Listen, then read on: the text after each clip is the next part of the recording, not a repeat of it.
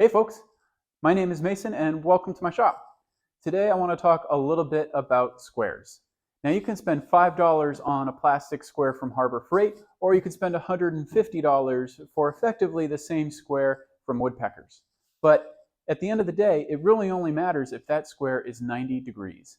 So today I'm going to show you a quick tip on how to figure out if your square is square, and then we're going to put a few of my favorites through the test and see if I got my money's worth.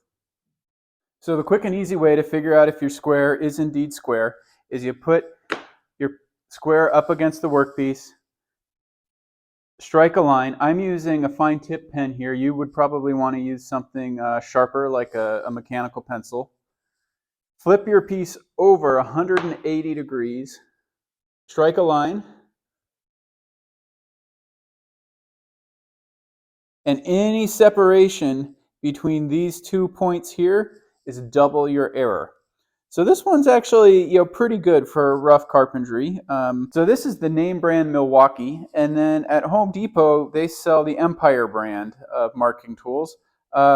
Blue versus red. The notches are a little different, but let's see if this one is any less square than the more expensive brand name square.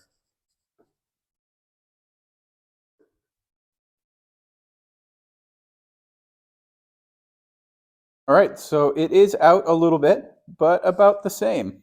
Now let's try some of our combination squares.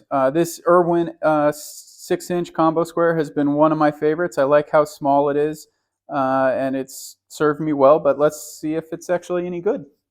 Bang on. I am very happy with that. All right, let's see if its 12-inch bigger brother is any better or worse.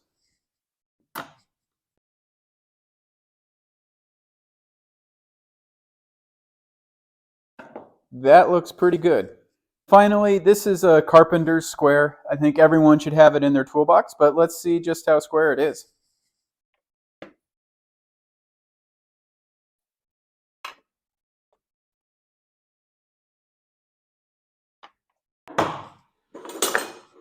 Wow, look at that. That is off by almost 3/16. So here's a closer look at our test results. This is just a test line I drew to make sure the pen showed up okay on camera. This is our 7-inch Milwaukee Speed Square. That's out a 1/16 over 7 inches, which is okay. This is our 7-inch Empire Speed Square, the cheaper alternative to the Milwaukee, and that's out about the same amount. So, spend the extra money on the Milwaukee if you like red tools, and if you like blue tools, spend less. The 6-inch Irwin Combo, that did really well, not out at all over 4 inches. And then same with our 12-inch. Again, we're out 0 at about 9 inches.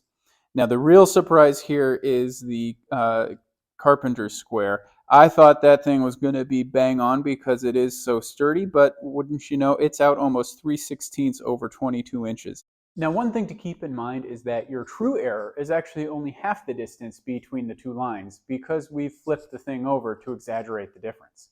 So our 16th inch offages are actually only 32nd inch errors, which are pretty good for just about any application. Now, I think the true skill is knowing how much accuracy you need versus what your tools can give you, and then knowing how to compensate for that if you need to.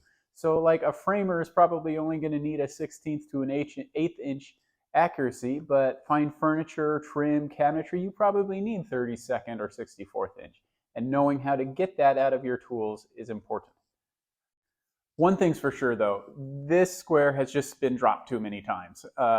It's about an 1/8 inch out over the 22 inches, and that's not really useful or acceptable anymore. So it's going in the trash. So thanks for tuning in. I'm going to leave affiliate links in the description below if you'd like to help support the channel. And yeah, we'll see you next time. Bye.